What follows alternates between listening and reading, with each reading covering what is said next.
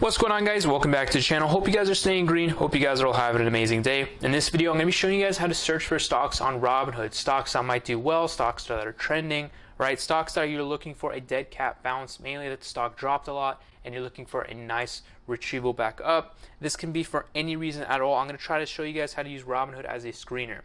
So as you guys want to go ahead, and log into your account and click on the search bar in the middle down here below.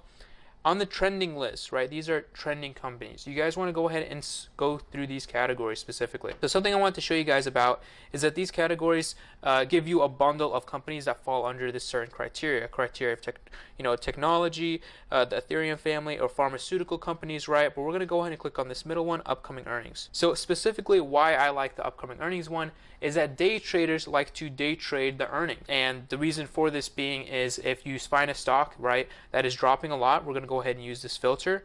Go ahead and click change and move that on the top, right? Click done. You're going to see the stock that did pretty much worse on Friday, right before earnings, right? So if the stock, for example, does good on earnings day and the stock dropped a lot, then usually we'll see a nice solid bounce. And people day trade this. They use this type of method. And I'm not saying that's going to work specifically for any company. Sometimes a good earnings does not mean that the stock is going to go up. So I'm just telling you guys that this is types of method that you guys could be using. This filter works for any category at all, symbol, price, percent change, right? So go ahead, mess around with that, try to get good at it, try to understand that. Usually as a screener, I use FinViz. Robinhood, it does offer some like help, but not as much as I would prefer.